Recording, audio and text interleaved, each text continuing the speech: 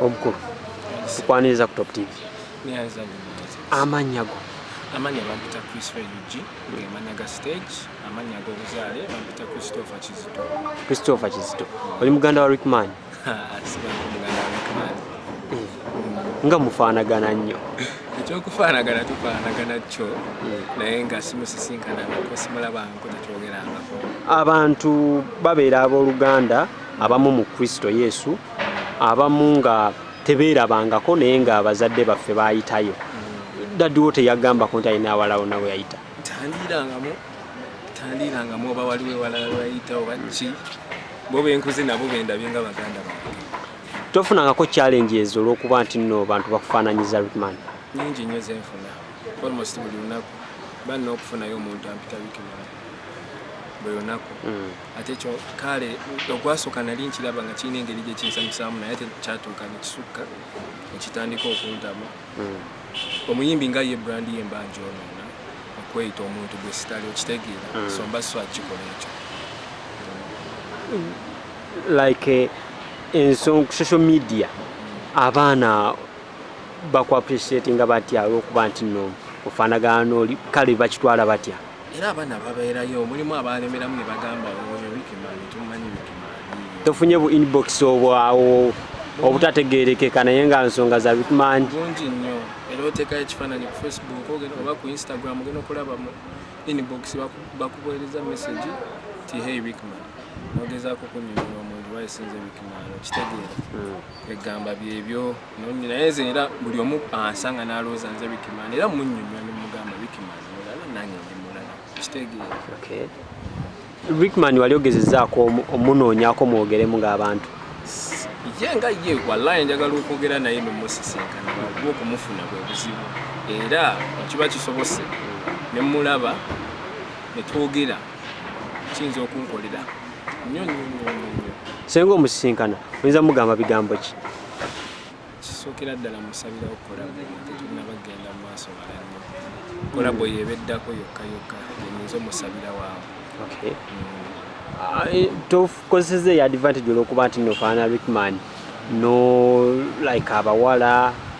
bambifo ebimu n'okozesa eyo advantage siso agikozesa mu ngeri nti wemba nayagala singa nagikozesa dda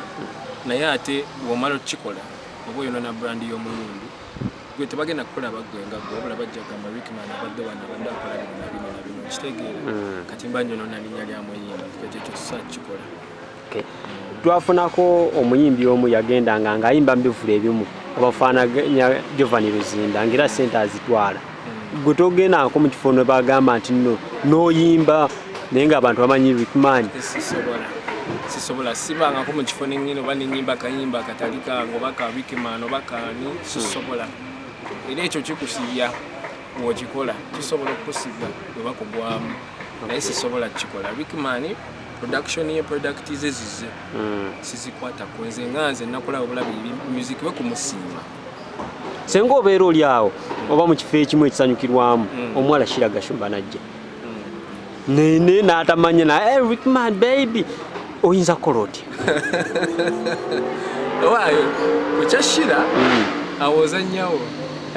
kukyashira azannyawo bankwatira eyo lwaki akana naawe shira mulungi sijagamba omwana mulungi naye ngera just ayina engeri asobola okwawula Rickman era tukubaako kibula kiki gwenga gwe kyogamba nti Rickman aiva maki tufaanagana ffenna naye kino Rickman ayinza okuba nsinga ku buwanvu ayinza okuba obuwanvu ansingamukko naye n'enviiri byonna bya Rickman lwaki wamufaananyi n'omalayo ne characters simanyi katonda yeza kiki toddangakaawo n'obuuzaako daddiwo nti naye daddi anabuuza Kazende Eggaalo nga Kazende Eggaalo kiki n'agamba agenda obuuze taatawo Kazende boys namubuuza mpozi nja mubuuza ddaddako ndabe bigambo ki ebyo by'oyinza okugamba for example Shira ng'akusanze okumwejjawo okumulaga nti si gwe Rickman nnyonnyola mugamba nti owaayo gamba musically wise ayinza okuba n'engeri y'okwambala Wikiman ayinza okuba alina ennyambala ey'enjawulo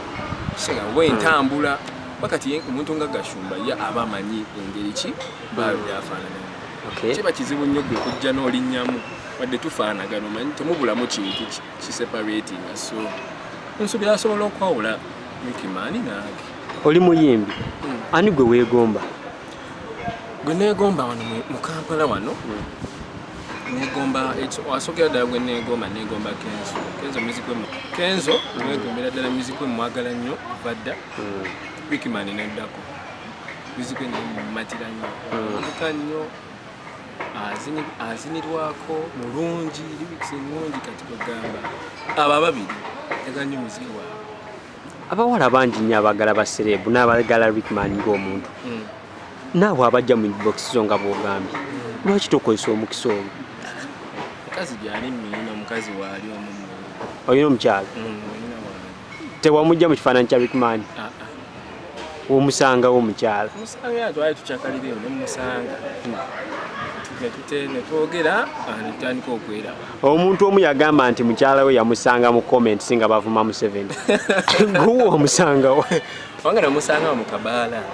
netwogera netuteesagana netwogera netandika okweraba netwetegeera nekigenda mu maaso ekyo nga tumaliza ebigambo ebisembayo ebigambo ebisembayo abalaba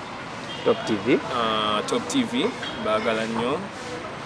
mugende mu subscribing ku YouTube